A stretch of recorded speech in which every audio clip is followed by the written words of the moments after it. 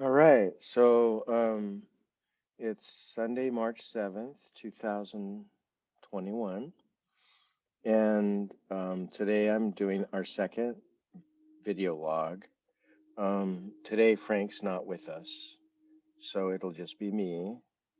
And there's no questions yet from anybody, so I don't have anything to respond to yet. But I've been just kind of like looking inside for the subject of today's talk or subjects. And I like to speak from experience rather than just intellectually. So that's what I'm going to do. Um, I'm just going to look kind of like at my experiences this week and maybe go from there. So one of the things that came up for me this week was my desire to have a healing ministry and move kind of, like uh, in that direction in my life. And there's a lot of insecurities that I've worked through the last few weeks. Um, More specifically, because it's been becoming more urgent for me, and so I've been trying to open my heart to it more and more. The thing that I've learned in my path is to get out of my mind and get into my heart also. Um, and I had some significant events in my life about 4 years ago. That was part of my journey in that direction. One of the things was that I had five dogs and a cat for about 10 years. And about 4 years ago, they started to pass away. And now they're all gone. And each time one of them passed away, it was kind of it was actually an opening for me, a spiritual opening, because I was at a place where I could kind of identify, I was connected with my heart. Actually, I think going into the first one, it'll be even more illustrative. So when my first dog, her name was Ivy, passed away, what had happened was that she had had an accident, um, and she actually ended up having seizures for about 2 to 3 years, 2.5 years. And during that time, I got even closer to her because, um, obviously through the suffering, she needed more connection. And also, I would hold her, and I found that when I held her, the more that I held her, I could kind of reduce the seizures. And so, being a very compassionate person, I try to do that as much as I could, and that got us closer also. And just seeing her go through that suffering and through the medications and the negative effects of the medications, we got closer. And when she finally passed away, I went through so much pain. I went back to the spot where she had had her accident, and I was just kind of kneeling down and praying and crying from the pain of her loss, losing her. And the pain got so extreme that for the first time in my life, I had this sensation that I didn't want to think anymore. And the moment that I got to that place of not wanting to think, I felt a sensation in my heart. It was like a circle. And the circle felt blissful. And, I was still feeling the pain. I was still crying. but all of a sudden I had this circle of bliss in my heart. And as I was experiencing that, I sensed that it was something good. It was obvious to me. It was feeling wonderful, but I completely didn't know what was happening. And the next thing I know, the circle started getting bigger as I stayed with it because I wanted it to not go away. So I just kind of stayed open to it. And as I stayed open to it, it was growing in size. And the next thing I knew, it grew all the way to being completely surrounding me. And I was literally feeling like I was surrounded by this and in this circle of bliss. And I couldn't explain it. I couldn't give it language. And so, after a while, I discovered that I had opened up to something new. I knew that I had opened up and discovered something new, and it was real, but I couldn't categorize it or anything. So, in the next weeks and months, as I began looking deeper into it, I discovered that it was kind of like a kind of thing that people would talk about maybe would happen in meditation or things like that. And people would also talk, things that I read or that I saw on the internet or people that I talked to. It seemed like they were all other people had some similar experiences, and it was also kind of like what was called having a heart opening. And then later on, people would describe it to me also as the analogy or the saying that the longest trip you'll ever take in your life is 16 inches, the distance between your mind and your heart. And it's like taking a journey to your heart. And I had grown up in a very, very abusive, very emotionally disconnected home. And my parents were what I would call narcissistic, and um, and they were also violent, and there was alcoholism, and there was abandonment. There was long times that I wouldn't even see my dad, and my mom was very overwhelmed and very angry about him being gone and all the pressure that she was under and things. But there was actually even some deep wounding that my mom went through because she had been in the war in Germany. During the war, she lived there, and she was in an orphan. She was an orphan because her mom and dad, her dad was taken as a prisoner of war. He was Polish, partly Polish, evidently, and he was taken to a prison camp. And so my mother's mom ended up being on the street without the ability to provide for my mom and her sisters and her one brother. And so she went through this really, really hard childhood of being in an orphanage, and it was a Catholic orphanage, and the orphans didn't even use names for the orphans. They actually used numbers. They each had a number they were called by. So it was depersonalized, and they did real cruel things to them. And I mean, literally, like my mom would tell me stories of some really, really horrible, physically painful, excruciatingly tiring, and humiliating things. One thing was that if anyone ever peed their bed, they would make them stand outside in the cold with the wet pee blanket hanging over them, like for hours, maybe the whole night.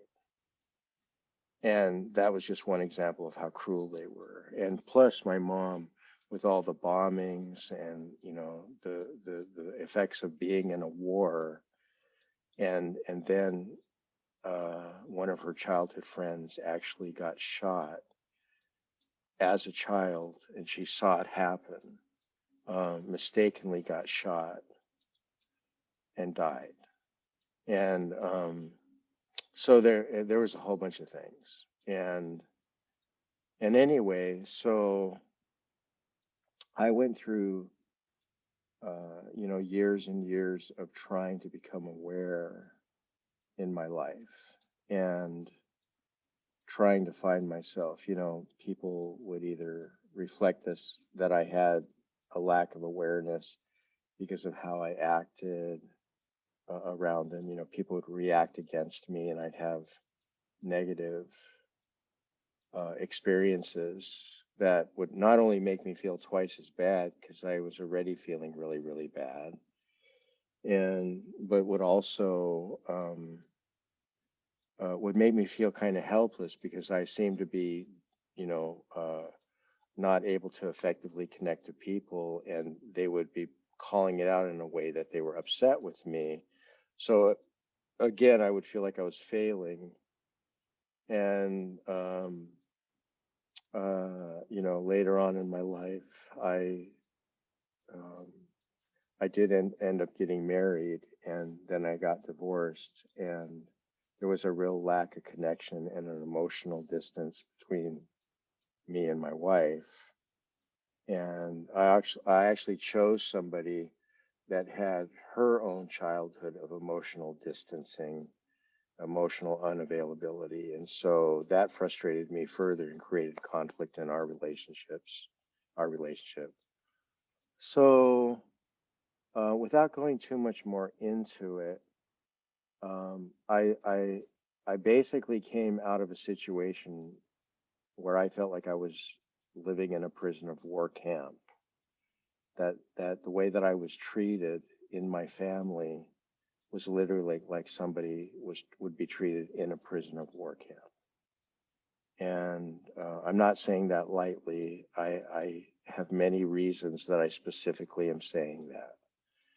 But um, gradually, I've always been very adventurous and very curious, even at a young age. So I remained internally curious, trying to find a way out of all of this. And um, I've always been very introspective, and people have said to me all my life that I think too much. Obviously, before I found the connection to my heart, because I would just keep on trying to figure things out and get to the bottom of things and get the answer to things.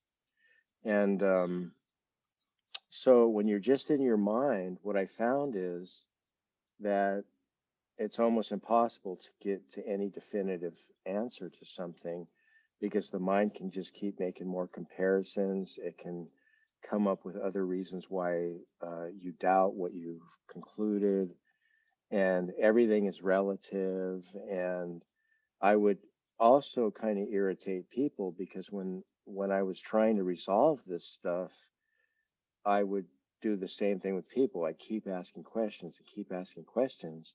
And then when they say something that didn't make sense to me, I would kind of start going around in circles with them. So it wasn't until I had this breakthrough when my first adult, kind of like child dog, because I didn't have children, but my pets ended up becoming like children to me, you know, with, you know, immeasurable love and, you know, indescribable eternal love for them. And when that happened and I felt that sensation in my heart and then it expanded bigger than I was, it was like another opening in a long path of trying to become aware and trying to become healed and trying to become happy, because I was very, very deeply unhappy in my life. Um, every minute, just about, well, there was times where I was caught up in activity, but even my and I wouldn't be thinking on that level or feeling on that level in a way that I was aware of it, but it was all still under there. And that's something that I recognized over the years is that um, that stuff's all still inside of us, even if we're not consciously feeling at any given moment.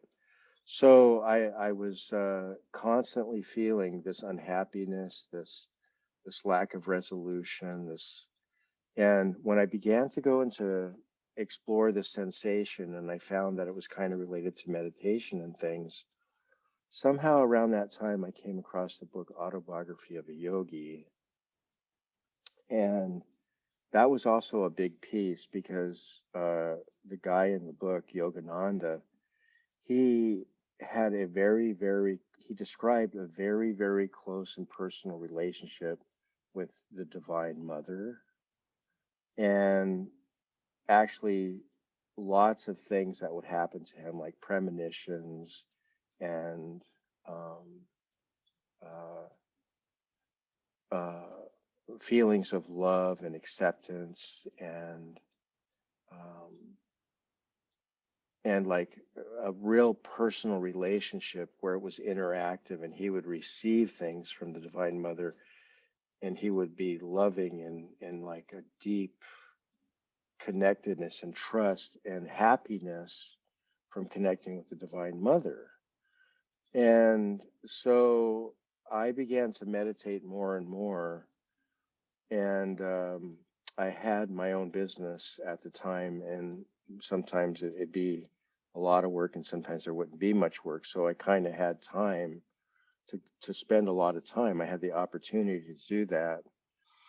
And as I went deeper into meditation and I meditated more and more, I began to see a pattern between some of the earlier awareness work that I had done and what was happening within meditation.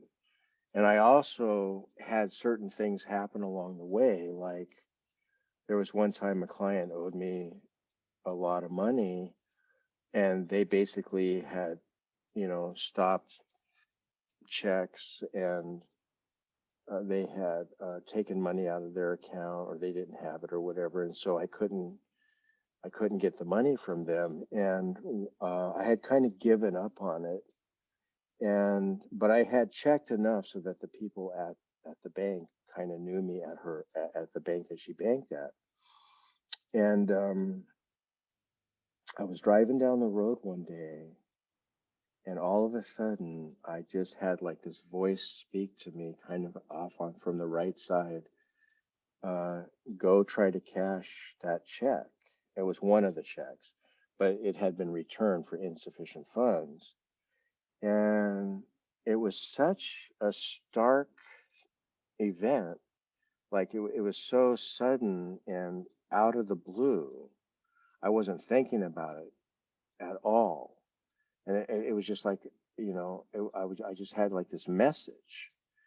And I said to myself, this is not only amazing, but this is going to be a chance to test if, uh, there's some other presence here talking to me by going and seeing if there's money in the account.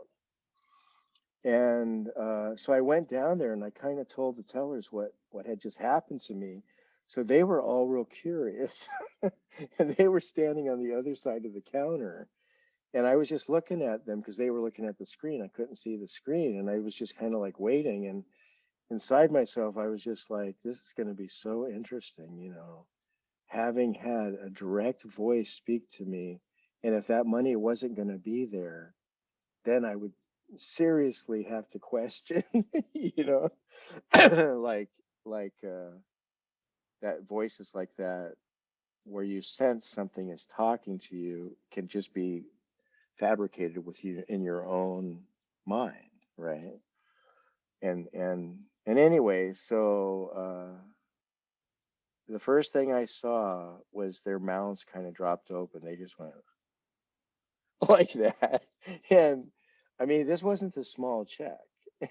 And the money was there. So I would say that since that time, I've had so many experiences like that. Like I actually one day had what I would call a spiritual awakening, and it it it was so heavy it blew my mind. It was like actually experiencing and knowing that all abundance in the universe was something that I was a part of. I mean, without any reservations, without any qualifications. And I also, in this awakening, had this sense that anything that I spoke, anything that I wanted, I could speak and it would come to be.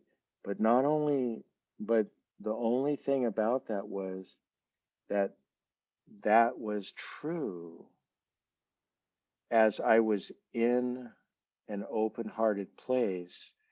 And my desire was to be one with the universe, and I was being one with the universe. So it wasn't negating that it could be anything that I want, but what I wanted was in alignment with what the universe wanted and with what the divine wanted. And I ended up feeling that I wanted, and the divine wanted me to go to San Francisco and help the homeless. And so I actually went down and did that. I did it for about 3 months. And during that time, I had some amazing experiences of just enjoyment and fun, and just seeing the love and the pain in people's lives. And I had some really difficult experiences, but but all of them turned out to be this rich experience where I did also have the experience that I was taken care of, and and abundance was given to me during that whole process, that all my needs were met. And in fact, I coincidentally, before I ever even decided that or became aware that I wanted to do this, uh, or just after I became aware, I should say, all of this money started coming in. I mean, literally, I had money coming from places that I didn't even expect it, like the timing of things and everything. And there was so much money coming in, and I had this desire that I'd had for a few years for this one pickup truck, because I had a trailer that I had had a desire for previous to that. When my mom was getting older, she couldn't travel anymore. The only way for us to get together is if I had this trailer. So um, through circumstances, you know, the divine brought that into my life, made it possible for me to feel like I could get that. And but I had this truck that was kind of weak, and it was always bothering me. And for some reason, I had just this desire to get this dually that had been slowly kind of forming in me. And so I went out and looked for one, and there wasn't one available. And the next day, as I was driving down to San Francisco, I got this really strong feeling to go into this really large car dealership. It was like, hundreds and hundreds of miles down the road. And I have this, uh, I also had this childhood favorite blue color that I always wanted to have in a vehicle. And I kind of identified, because I was, like saying, if I'm really gonna want something, what would I really want? And this truck, so I that I envisioned in my mind, was a dually, and it was this blue color, and um, it would have the power, to pull the trailer and all this stuff. And I went down, I pulled in, I kind of had a feeling, and I was going further. The feeling got even stronger. Like, it was like I was being led, being told, go, you know, I want you to go. And I drove in there, and the whole place was filled with white pickups. It was one of the large dealerships, real large ones. And pretty much everything on the whole lot was white, except for some used cars that they had up in front, But I went in there and I just told the guy what I was looking for. And he says, well, let me take you out on the lot. And he took me out there, and he took me to a white pickup, and he says, is this kind of what you're looking for? And I said, actually, I have this deep desire that kind of came from my childhood and all this thing for this blue pickup. And he goes, okay, hop back in. And I got something to show you. And I'm like, no way. This guy's just being a salesperson. He's going to try to get me interested in something else, right? That isn't blue. And he comes around the corner, and in the middle of all these white pickups, there's a dually sitting there. And I had my heart kind of set on a 350. And I get out of his truck, and I look at the back of this vehicle, and it was one of the most beautiful trucks I'd ever seen. And it turns out that some guy had custom ordered this truck, and for financial reasons couldn't keep it. And as we went along the side of the truck, I discovered that it was a 450, not a 350. And I just thought to myself, this is beyond anything I could have imagined. And so we went in, and another long story, but an amazing thing of how the money came together for me to get it. I had actually lost $10,000 about 3 or 4 weeks ago, prior to that. And then and so when I was on the road, I didn't have that money with me. But through another series of events, I found that money again, and I went through it with the bank and everything, what happened to the money and everything. But through just the timing of all of that, and showing that I had the ability to pay, because it wasn't a cut and dry thing at that moment, that I didn't have that 10,000, and um, other details that again made it really, really obvious to me that the divine was helping me to get this truck, because it was meant to be. So it was like the desire was put in my heart, and then the divine brought me to it, and it to me. And when I finished my trip down to helping the homeless, and I got down there, this unexpected thing happened, which was that having that truck kind of opened the door uh, to the homeless being more receptive to me, which you wouldn't imagine would be the case. Like maybe if you're down and out and you don't have nice things, maybe they're going to have an easier time trusting you. But the truck is so amazing looking that everywhere I go, people in gas stations and just driving down the road, sometimes people would be like pointing at the truck, going, "That is a beautiful truck."